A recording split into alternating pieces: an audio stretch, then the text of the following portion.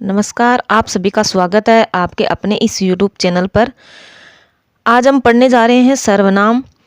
तो सर्वनाम यहाँ पर देखिए, सर्वनाम सर्वनाम मानी सबका नाम।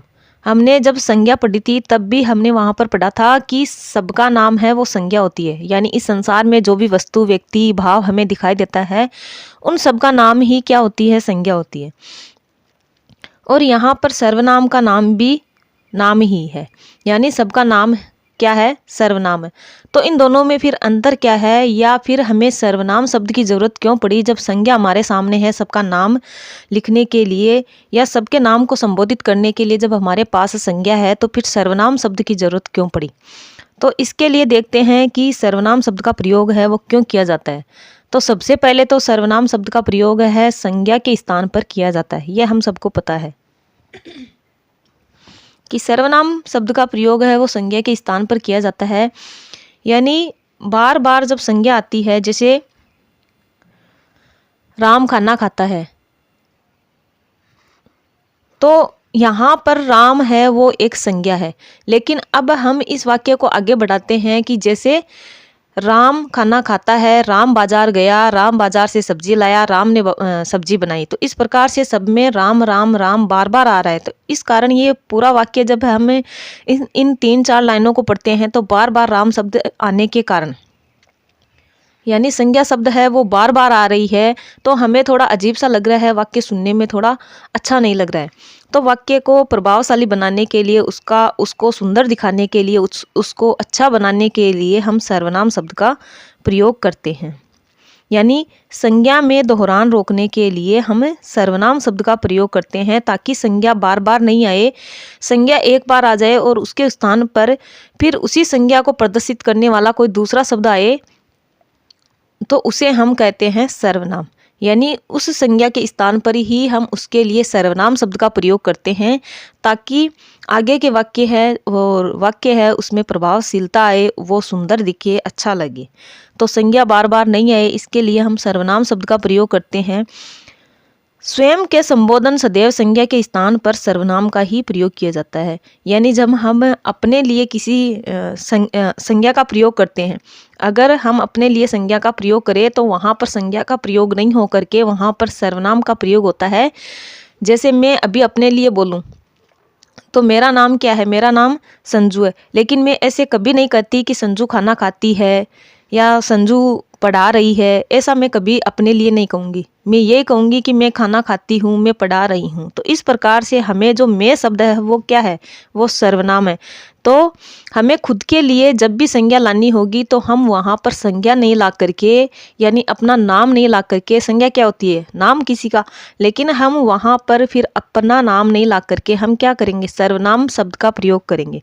तो इस प्रकार जब भी स्वयं के संबोधन के लिए हमें संज्ञा लानी होगी तो हम संज्ञा नहीं ला करके हम क्या लाएंगे, अपने लिए सर्वनाम शब्द का प्रयोग करेंगे। फिर वो कैसा भी सर्वनाम हो सकता है, जैसे मैं है, हमारा है, हमें है, हमारा, ऐसा करके कोई भी सर्वनाम शब्द हो सकता है, लेकिन वहाँ पर फिर संज्ञा नहीं होगा, सर्वनाम ही होगा। इस कारण सर्वनाम शब्द की जरूरत पड़ी। अब देखते हैं आगे सर्वनाम शब्द की परिभाषा क्या है, यानी सर्वनाम कहते किसे हैं। तो संज्ञा के स्थान पर प्रयुक्त होकर संज्ञा का बोध कराने वाले शब्द सर्वनाम कहलाते हैं।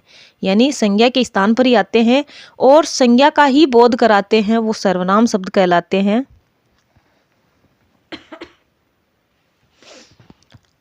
अब देखते हैं इनके भेद कितने होते हैं, इनके प्रकार कितने होते हैं, यानी ये कितने प्रकार के होते हैं। तो सर्वनाम 6 प्रकार के होते हैं। पुरुषवाचक सर्वनाम, अनिश्चयवाचक, निश्चयवाचक, प्रश्नवाचक, संबंधवाचक और निजवाचक। ये आपको 6 नाम याद कर लेने हैं। तो इस प्रकार सर्वनाम है वो 6 प्रकार के होते हैं। और अगर आपसे सर्वनाम शब्द पूछ लिए जाए तो वो 11 होते हैं। अगर सर्वनाम शब्द है वो कितने होते हैं तो वो 11 होते हैं। और सर्वनाम के भेद पूछ लिए जाए, सर्वनाम के प्रकार पूछ लिए जाए तो वो 6 होते हैं। अब आता है सबसे पहले पुरुषवाचक सर्वनाम। पुरुषवाचक सर्वनाम क्या होता है, तो पुरुष शब्द का अर्थ जिसके बारे में बात की जाए, यानी कोई भी बात कहना वो क्या होता है, पुरुष होता है।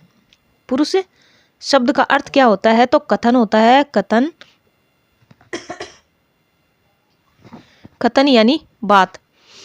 तो पुरुष शब्द का अर्थ यहाँ पर पुरुष नहीं होकर के पुरुष मानी आदमी, यहाँ पर आदमी को ये पुरुष शब्द संबोधित नहीं कर रहा है, बल्कि किसको बता रहा है, कथन को बता रहा है। जिसके बारे में बात की जाए, किसी के बारे में कोई कथन किया जाए तो उसको पुरुष कहते हैं।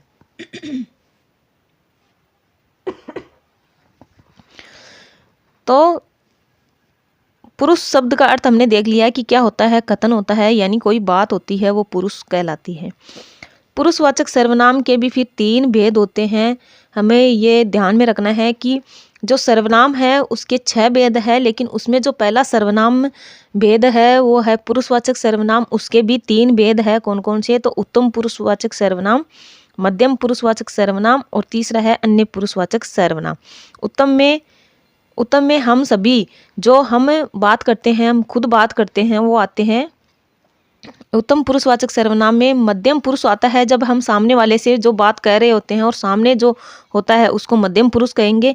अन्य पुरुष ना तो हम होते हैं और ना ही सामने वाला होता है, बल्कि बात किसकी की जाए, बात अगर किसी तीसरे की, किसी अन्य की बात की जाए तो वो अन्य पुरुषवाचक सर्वनाम होते हैं। फिर से देखिए, जब हम बात अपनी करेंगे, जब हम अपने बारे में कोई कथन कहेंगे तब होगा उत्तम पुरुषवाचक सर्वनाम। मध्यम पुरुष होगा जब हम बात सामने वाले की करेंगे, तब मध्यम पुरुषवाचक सर्वनाम होगा। और अन्य पुरुष जब हम ना तो हमारी बात करेंगे ना सामने वाले की बात करेंगे हम किसी अन्य की, किसी तीसरे पुरुष की, किसी तीसरे व्यक्ति के बारे में कोई कथन करेंगे, कोई बात कहेंगे, तो वो होगा अन्य पुरुषवाचक सर्वनाम। अब आता है अगला, यानी उत्तम पुरुषवाचक सर्वनाम, जो अभी मैंने आपको बताया।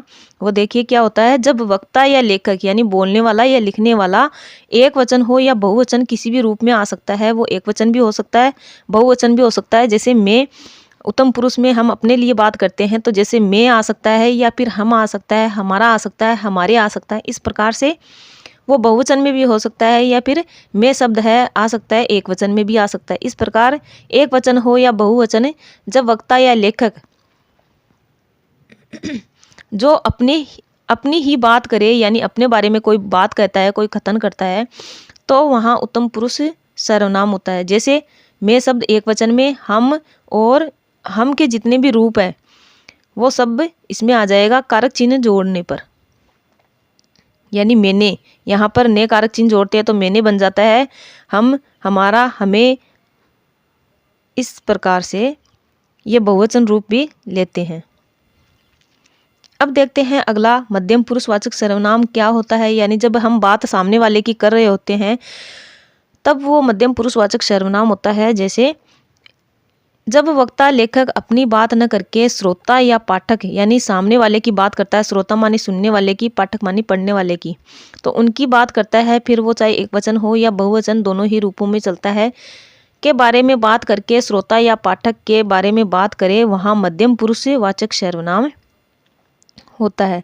यानी इनके बारे में बात करके इनकी बात करे तो वहाँ मध्यम पुरुषवाचक सर्वनाम होता है। जैसे तू, तुम, आप शब्द इनके कार्य के रूप। आप शब्द बहुवचन में भी आता है। बहुत सारे लोग जब सामने हो तब हम उनके लिए भी आप शब्द का प्रयोग करते हैं। और कोई सम्माननीय पुरुष हो, सामने एक ही हो, भलाई एक वचन में हो, लेकिन फिर भी अगर कोई सम्माननीय है तो हम उसके लिए भी आप शब्द का प्रयोग करते हैं। हम देखेंगे आगे जो अन्य पुरुषवाचक सर्वनाम है उसमें भी हम आप शब्द का प्रयोग करते हैं, यानी किसी तीसरे व्यक्ति के लिए भी हम आप शब्द का प्रयोग करते हैं। तो आप इस शब्द को विशेष रूप से गौर करें, ये दोनों में प्रयुक्त होता है। हमें वाक्य के अनुसार देखना होगा कि यहाँ पर आप शब्द है वो किसके लिए आ रहा है, वो अन्य पुरुषवाचक सर्वनाम के लिए आ रहा है या फिर मध्यमवाचक सर्वनाम के लिए आ रहा है, मध्यम पुरुषवाचक सर्वनाम के लिए आ रहा है। यह हमें वाक्य पढ़ने पर पता चलेगा, उसी के अनुसार हमें परीक्षा में इसका उत्तर भी करना होगा। अब देखते हैं अन्य पुरुषवाचक सर्वनाम। यानी अन्य पुरुष क्या होता है, जब हम बात ना तो अपनी करें ना ही किसी सामने वाले की करें, बल्कि बात हम किसी और की ही करें, किसी तीसरे व्यक्ति की करें, तब वहाँ पर अन्य पुरुषवाचक सर्वनाम होता है।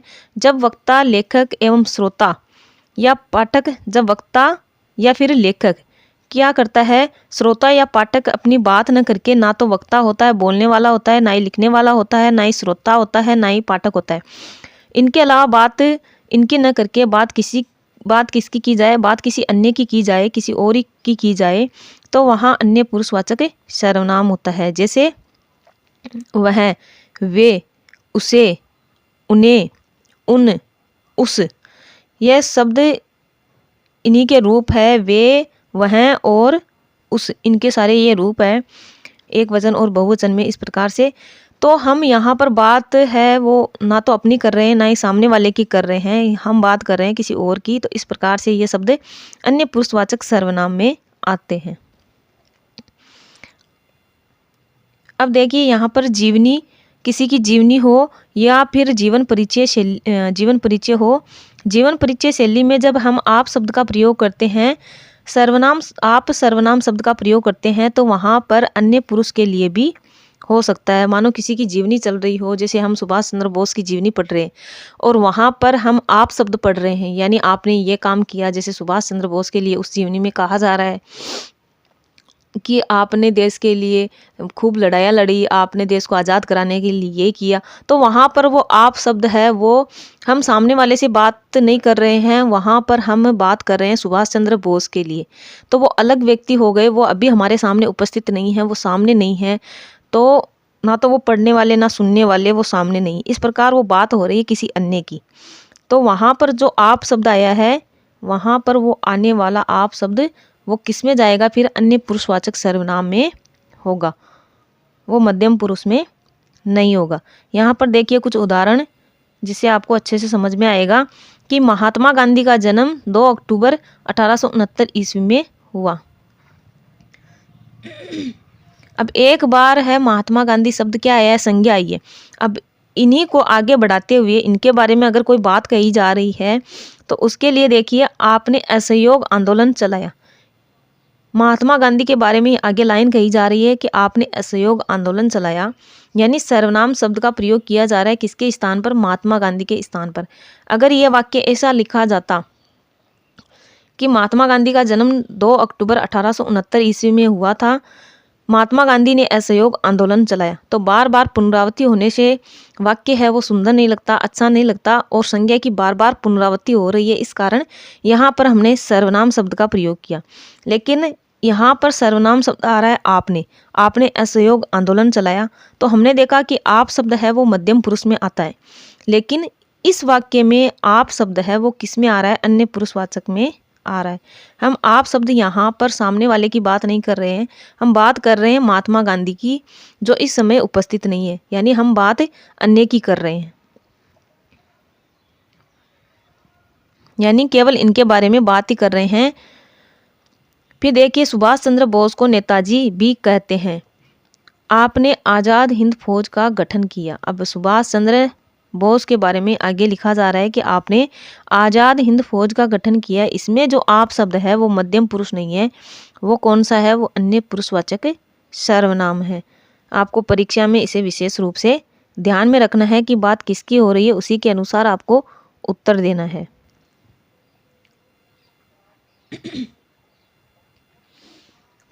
फिर आता है अनिश्चयवाचक सर्वनाम, यानी हमने देख लिया है जो पहला भेद है सर्वनाम का, पुरुषवाचक सर्वनाम, उसके 3 भेद है, उसके 3 प्रकार है, उत्तम, मध्यम और अन्य पुरुष।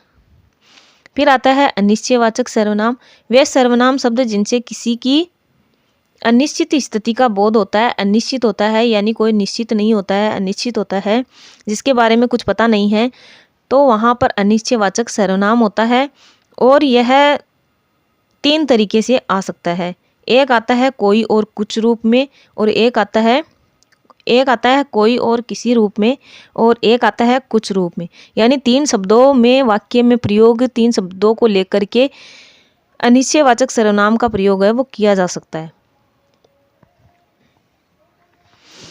अब इसमें देखिए, जो कोई और किसी है, कोई और किसी शब्द, ये दोनों ही शब्द किसी सजीव के लिए, किसी मानव के लिए आएंगे, और ये कुछ है वो निर्जीव के लिए आएंगे। मानवेतर यानी मानव से इतर जो भी वस्तुएं हैं उन सब के लिए कुछ शब्द आएगा। जैसे कोई दरवाजे पर खड़ा है, तो यहाँ पर कोई दरवाजे पर खड़ा है, पता नहीं है कौन खड़ा है, अनिश्चय की स्थिति है, बोलने वाले को पता नहीं है, यानी जो ये वाक्य बोल रहा है उसको पता नहीं है।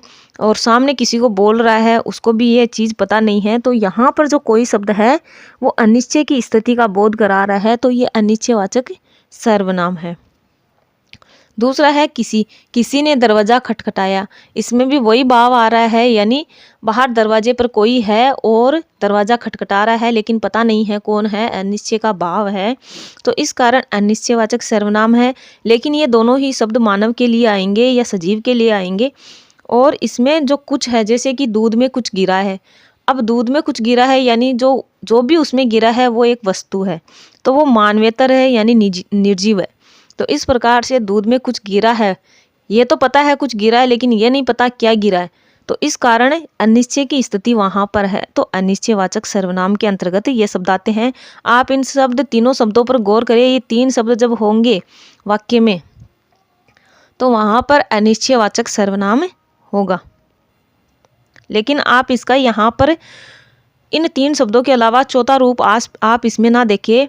आप ऐसे भी बोल सकते हैं कि दूध में क्या गिरा है, यानी वाक्य ऐसा आ सकता है कि दूध में क्या गिरा है, दूध में क्या गिरा है। तो यहाँ पर हमें लगता है दूध में क्या गिरा है मतलब हमें पता नहीं है कि अनिश्चय, लेकिन यहाँ पर ये जो क्या शब्द है वो प्रश्नवाचक आ रहा है, यानी हम किसी से प्रश्न कर रहे हैं कि दूध में क्या गिरा है, बदले में यहाँ पर उत्तर आएगा और वो उत्तर किसी संज्ञा में होगा, यानी सुनने वाला है उत्तर देगा उसमें कुछ ना कुछ, और वो उसका उत्तर कुछ संज्ञा आएगा। यहाँ पर उत्तर नहीं आ रहा है, यहाँ पर पता ही नहीं है, लेकिन यहाँ पर हम किसी से प्रश्न कर रहे हैं और जब भी प्रश्न करते हैं उसका उत्तर कुछ ना कुछ आता है, तो यहाँ पर उत्तर आने की संभावना है, लेकिन यहाँ पर पता नहीं है, अनिश्चय की स्थिति है। तो दूध में कुछ गिरा है तो दूध में कुछ ना कुछ गिरा हो सकता है, यानी उसमें बताया जा सकता है कि क्या गिरा है, लेकिन यहाँ पर दूध में कुछ गिरा है तब कुछ उत्तर नहीं आएगा, पता ही नहीं है क्या गिरा है। तो इस प्रकार आप ध्यान रखिए, प्रश्नवाचक सर्वनाम को और अनिश्चयवाचक सर्वनाम को अलग अलग करने का अंतर है वो आप इसको स्पष्ट रूप से समझने का प्रयास करें। तो आपको ध्यान रख लेना है, ये तीन शब्द अगर आते हैं वाक्य में तो वो अनिश्चयवाचक सर्वनाम है, बाकी के जो भी ऐसे पूछने वाले या प्रश्न करने वाले सर्वनाम वो प्रश्नवाचक सर्वनाम के अंतर्गत आएंगे। उदाहरण देखिए, किसी ने मुझे बुलाया, अब अनिश्चय की स्थिति है, किसी ने मुझे बुलाया, अब किसने बुलाया है ये पता नहीं है। कोई पत्थर फेंक गया तो अनिश्चय की स्थिति है, किसी ने पत्थर फेंका, बाहर से किसी को बुलाला, कोई गिर गया, किसी को बुलाला, कुछ गिर गया, खेत में कोई है, खेत में कुछ है। तो इस प्रकार से ये सर्वनाम है वो अनिश्चयवाचक सर्वनाम है। इसमें आपको ऐसे भी प्रश्न पूछा जा सकता है कि कौन सा सर्वनाम है, या फिर ऐसे करके कि ये शब्द है कौन सा सर्वनाम है, या ऐसे प्रश्न पूछा जा सकता है कि सर्वनाम शब्द है, इस वाक्य में से सर्वनाम शब्द छांटिए, तो ऑप्शन में ऐसा भी आ सकता है, तो आपको यह शब्द सर्वनाम शब्द छांटना है।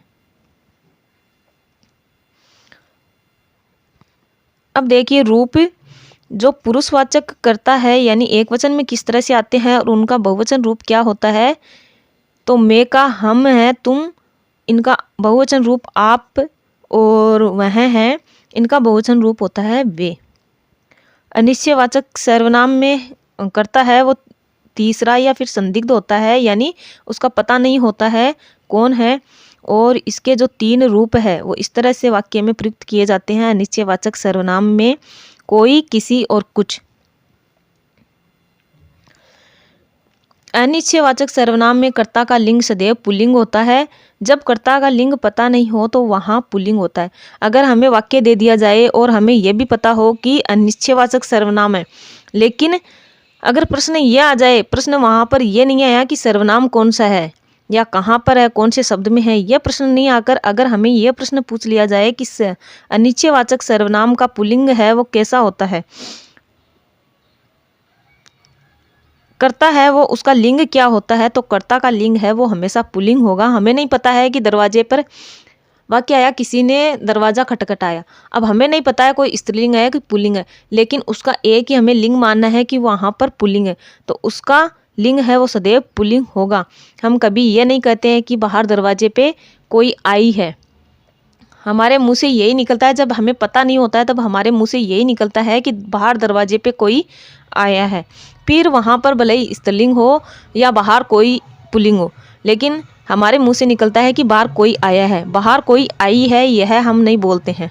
तो इस प्रकार से इसका जो लिंग है, अनिश्चयवाचक सर्वनाम में कर्ता का लिंग है वो सदैव पुल्लिंग होता है। यह आप ध्यान रखें, परीक्षा में पूछा जा सकता है। अब अगला होता है, यानी जब लिंग का पता नहीं होता है तब वहाँ पर पुल्लिंग होता है। अब अगला है तीसरा, प्रश्नवाचक सर्वनाम। वे शब्द जिनसे प्रश्न पूछने का बोध हो, यानी कोई भी सर्वनाम शब्द हो और उनसे प्रश्न पूछने का बोध हो, तो वहाँ पर उत्तर में अगर कोई संज्ञा हमें मिलती है, यानी उसका उत्तर हो और उत्तर में संज्ञा मिले, तो वहाँ प्रश्नवाचक सर्वनाम होता है। जैसे हमने अभी पहले देखा, अनिश्चयवाचक सर्वनाम से प्रश्नवाचक सर्वनाम। अनिश्चयवाचक सर्वनाम होता है कोई, किसी और कुछ, ये तीन शब्द है अनिश्चयवाचक सर्वनाम है। अब इन्हीं से कैसे प्रश्नवाचक सर्वनाम है वो निकल कर के आते हैं, यानी इन्हीं से प्रश्नवाचक सर्वनाम बनते हैं। तो वो कैसे बनते हैं, देखो, इसी किसी शब्द से है वो बनता है किसने और किसे। अब इस शब्द को तो आपको रखना है अनिश्चयवाचक सर्वनाम में, क्योंकि किसी शब्द आया तो पता नहीं है किसकी बात हो रही है। लेकिन किसने, अगर हम प्रश्न करेंगे कि किसने दरवाजा खटखटाया, तो यहाँ पर उत्तर आने की संभावना है, उत्तर आ सकता है। अब हम पूछ रहे हैं किसी से कि किसने दरवाजा खटखटाया, ये हम अगले से ही बात कर रहे हैं, जिसने दरवाजा खटखटाया है हम उससे ही प्रश्न कर रहे हैं कि किसने दरवाजा खटखटाया। तो वो बोल सकता है कि मैं राम हूँ, या मैं श्याम हूँ, मैं सीता हूँ, ऐसे करके वो उत्तर देगा, यानी उत्तर आ रहा है और वो संज्ञा आ रहा है। तो इस प्रकार से हमें ध्यान रखना है कि अब यहाँ पर जो किसने शब्द है वो क्या है, वो प्रश्नवाचक है, वो अनिश्चय नहीं है। जैसे किसे लाया, अब किसे लाया या किसे लेकर आया, तो ऐसे हम पूछ सकते हैं और उसका कुछ ना कुछ उत्तर आएगा कि किसे लाया। वो कह सकता है सब्जी को लाया या कुत्ते को लाया, ऐसे कुछ भी कह सकता है। तो इस प्रकार से उत्तर आने की जहाँ पर संभावना हो, उत्तर आए और उत्तर संज्ञा में मिले, तो वो प्रश्नवाचक सर्वनाम होता है। और इसमें उत्तर नहीं आ रहा है तो ये अनिश्चयवाचक सर्वनाम है, पता नहीं है क्या है, तो यहाँ पर अनिश्चयवाचक सर्वनाम होता है। अब हमने देखा था जो अनिश्चयवाचक सर्वनाम है उसके तीन ही शब्द हमें वाक्यों में देखने को मिलेंगे, लेकिन जो प्रश्नवाचक सर्वनाम है उनके शब्द आप ध्यान में रखें। उनके शब्द हमें इस प्रकार से मिलेंगे, कौन आया, उत्तर बदले में उत्तर आएगा। हम सामने वाले से पूछ सकते हैं या किसी और से पूछ सकते हैं कि कौन आया है, तो उसमें उत्तर आएगा, जो भी आया होगा उसका नाम उसमें लिया जाएगा। किसने कहा, तो उसमें भी उत्तर आएगा। जैसे किसी ने कोई बात बोली तो हम कहेंगे कि किसने बोली, तो बदले में उत्तर आएगा कि राम ने बोली।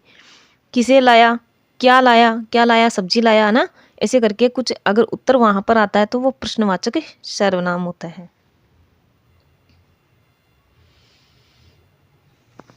अब हम देखते हैं कि जैसे इनके आप वाक्य में प्रयोग करके देख लीजिए।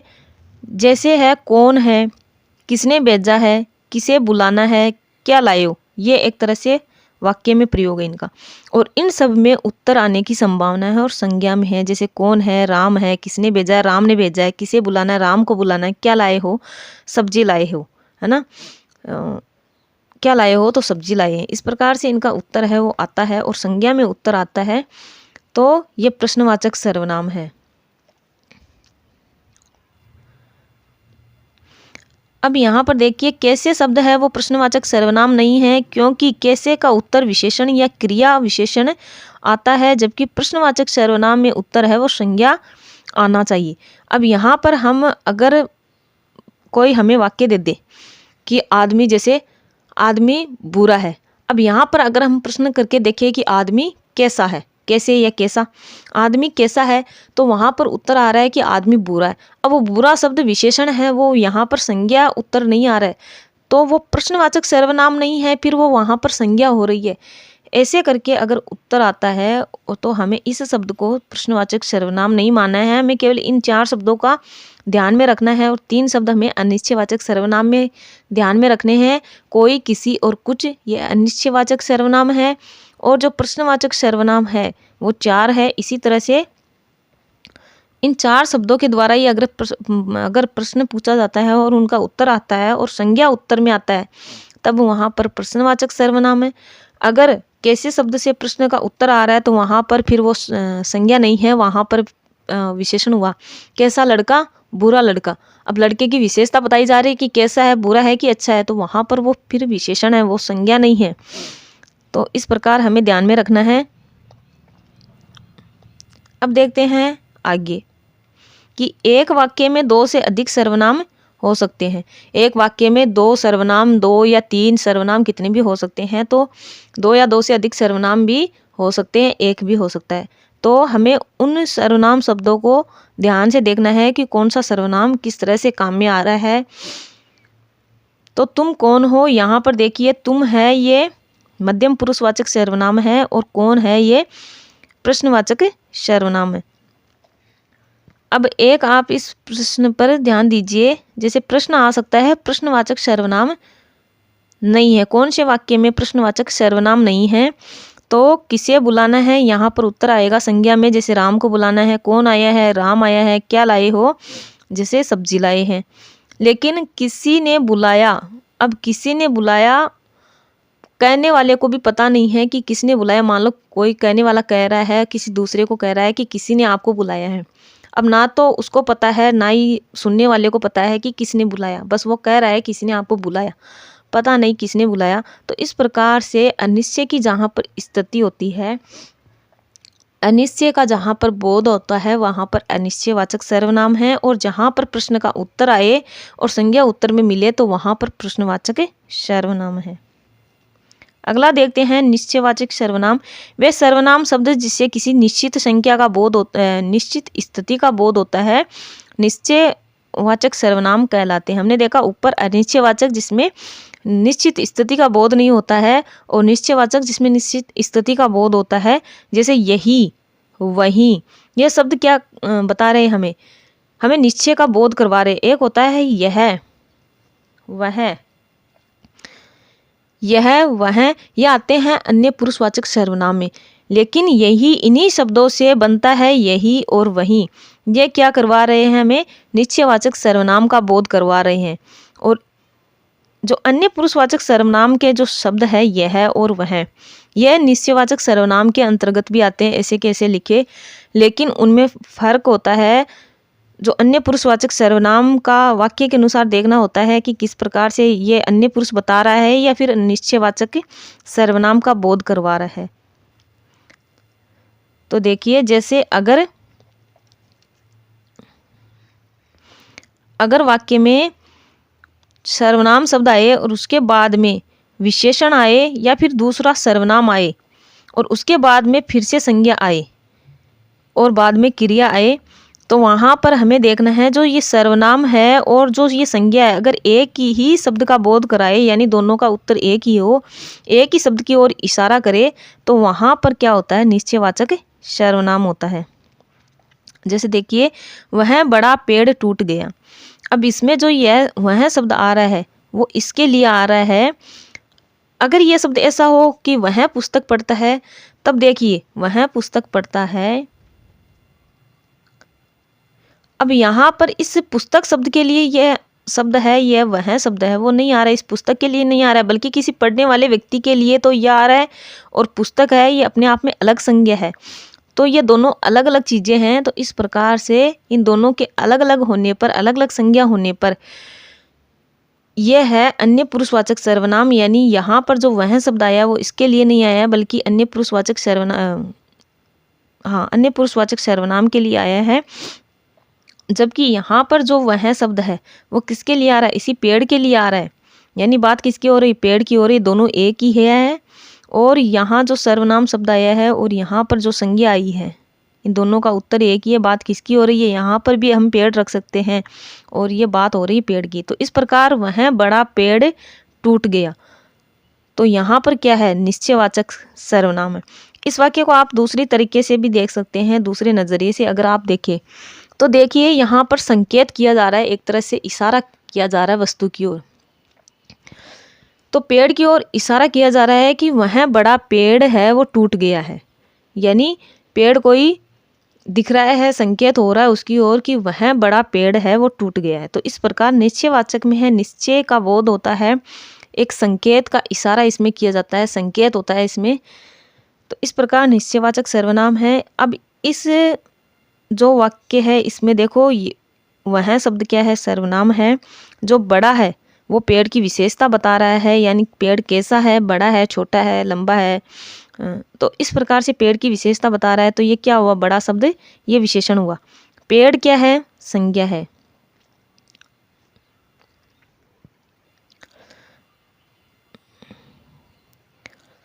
अब देखिए अगला उदाहरण, वह लाल बस में बैठी है। तो वह शब्द और जो लाल बस है, बस शब्द है। अब लाल तो इसमें इसका बस का विशेषण है कि बस कैसी है, लाल है, पीली है, हरी है, नीली है, क्या है।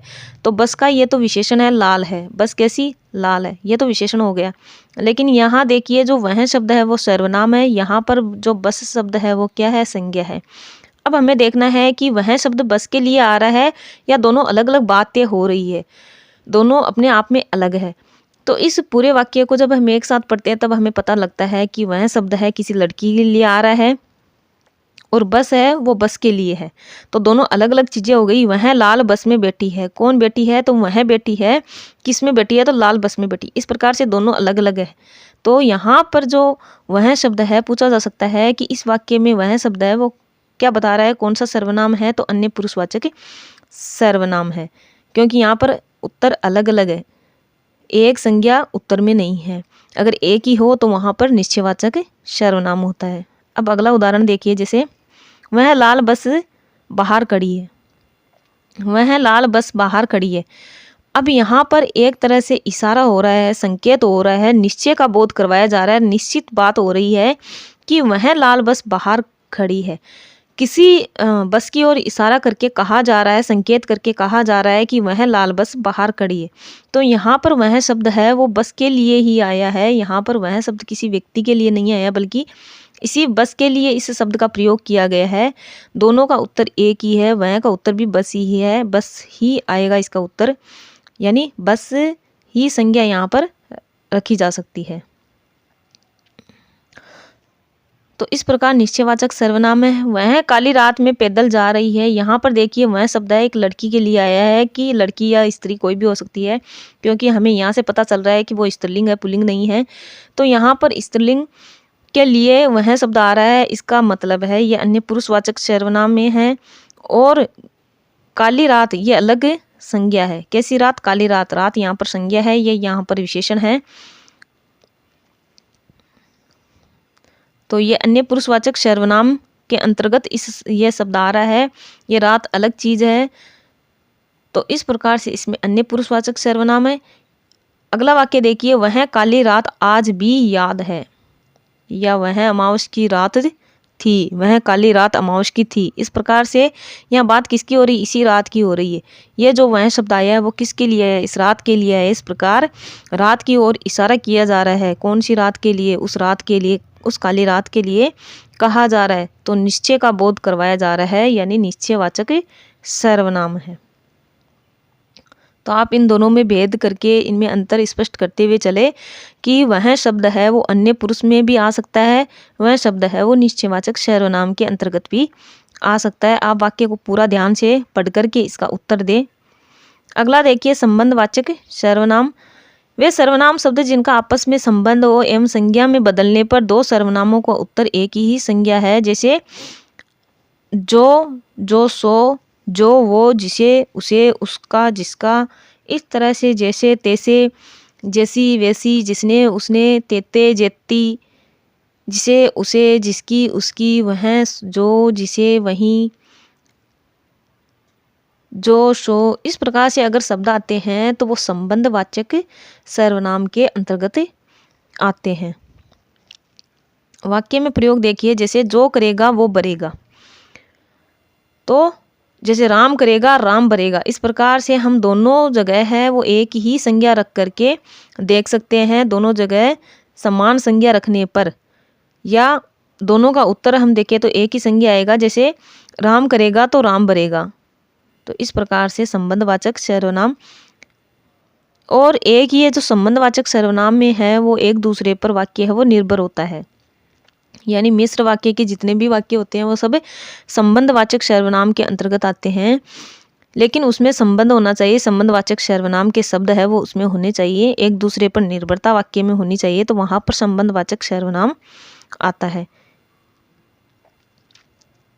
यहाँ पर देखिए संबंधवाचक सर्वनाम नहीं है, तो जो वो, जिसे उसे, जिसका उसका, लेकिन जैसा वैसा है वो सर्वनाम नहीं है। हाँ, जैसी वैसी हो सकता है लेकिन जैसा वैसा नहीं है।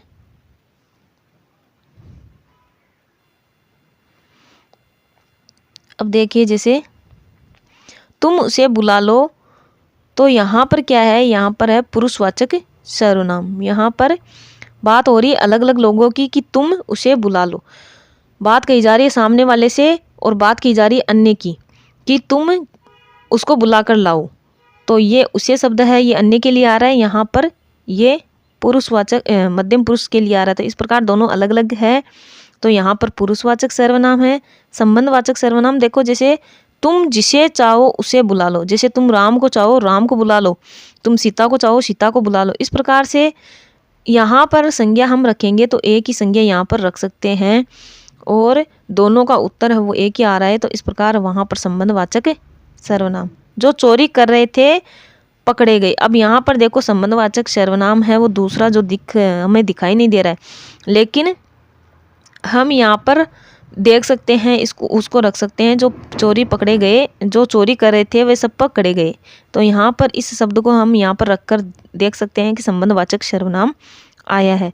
वह जो खेल रहा था वह कल आया था, वह जो खेल रहा था कल आया था। यानी बात यहाँ पर किसकी हो रही है, इसी एक ही संज्ञा की बात हो रही है। तुम जिसे लाए थे वो कहाँ है, तुम जिसे लाए थे वो कहाँ है, तो यानी जिसे अगर एक यहाँ पर तुम राम को लाए थे, राम कहाँ है, इस प्रकार से हम यहाँ पर रखकर इसको देख सकते हैं। तो संबंधवाचक सर्वनाम है, उसमें वाक्य है वो एक दूसरे पर निर्भर होता है, आश्रित वाक्य होता है।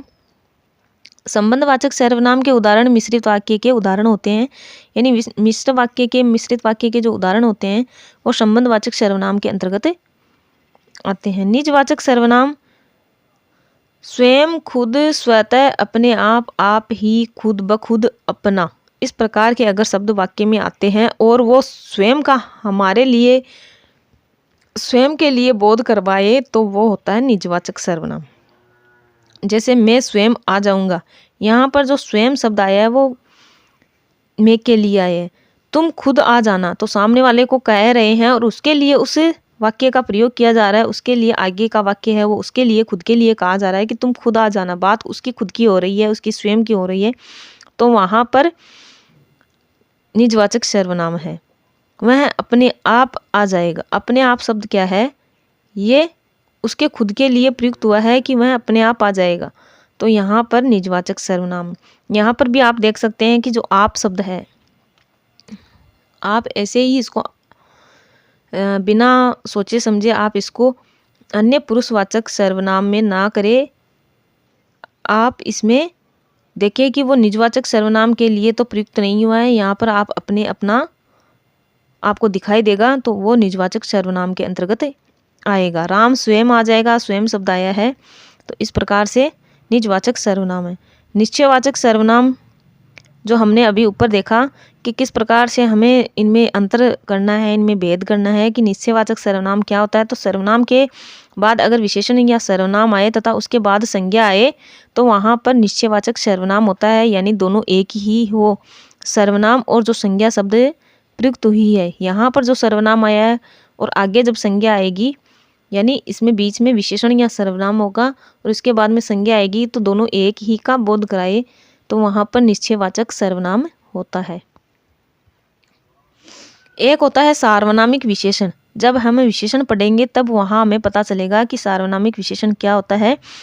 तो अगर संज्ञा आए और उसके पहले सर्वनाम आ जाए तो वहाँ पर सार्वनामिक विशेषण होता है। तो यहाँ देखिए, यहाँ पर सर्वनाम आ रहा है लेकिन आगे क्या आ रहा है, आगे विशेषण या सर्वनाम आ रहा है, उसके जस्ट बाद में है वो संज्ञा नहीं आ रही है।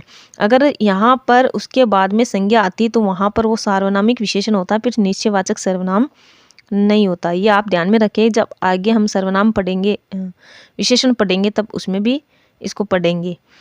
अन्य पुरुषवाचक सर्वनाम होता है, तो इसमें क्या होता है, इसमें जो सर्वनाम भी आ रहा है और यहाँ पर संज्ञा भी आ रहा है और मध्य में विशेषण या सर्वनाम आ रहा है, जैसे कि निश्चयवाचक सर्वनाम के अंतर्गत होता है। लेकिन दोनों अगर अलग अलग, दोनों एक ही संज्ञा का बोध कराए तब तो होता है निश्चयवाचक, लेकिन दोनों अलग अलग का बोध कराए, ये संज्ञा किसी और की बात हो रही है यहाँ पर, और यहाँ पर सर्वनाम शब्द किसी और की बात कर रहा है, तो वहाँ पर अन्य पुरुषवाचक सर्वनाम शब्द, ये सर्वनाम कैसे शब्द होगा, यहाँ पर सर्वनाम शब्द, तो यहाँ पर फिर ये अन्य पुरुषवाचक होगा। लेकिन यहाँ पर जो सर्वनाम शब्द आया है वो कैसा सर्वनाम होगा, वो निश्चयवाचक सर्वनाम होगा। सर्वनाम शब्द से बना विशेषण है, यानी सर्वनाम से विशेषण भी बनते हैं, जैसे यह से बनता है ऐसा लड़का, कैसा लड़का, ऐसा लड़का, तो लड़के की विशेषता बताया जा रहा है कि ऐसा लड़का, वह तैसा, वह वैसा और जो जैसा। तो अब देख लीजिए कि वैसा, जैसा और ऐसा शब्द संबंधवाचक में क्यों नहीं आ रहे थे, तो यही कारण था क्योंकि वो विशेषण बन चुके हैं। अब ये विशेषण की तरह काम कर रहे हैं, तो यहाँ पर सर्वनाम नहीं है, ये विशेषण है, तो आप इसको ध्यान में रखें। मैं आपको कुछ वाक्य दे रही हूँ, आप लिख लीजिए और आप कमेंट में उत्तर देके ज़रूर बताइए कि उसका वो कौन से सर्वनाम के अंतर्गत आएगा। तो लिखिए, आप पहला वाक्य लिखिए, दिल्ली जाने के लिए किससे कहूँ, इसमें कौन सा सर्वनाम है आपको कमेंट करके बताना है। दूसरा वाक्य लिखिए, हम खुद ही इधर आ गए।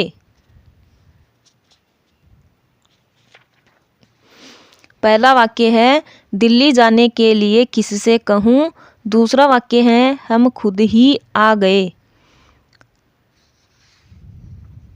तीसरा लिखिए आप, शर्मा जी का घर यह नहीं है, इसमें कौन सा सर्वनाम है। इन तीन वाक्यों में आपको सर्वनाम कमेंट करके बताने हैं कि इन तीनों में सर्वनाम कौन कौन से है। तब तक के लिए बने रहिए अगले वीडियो में।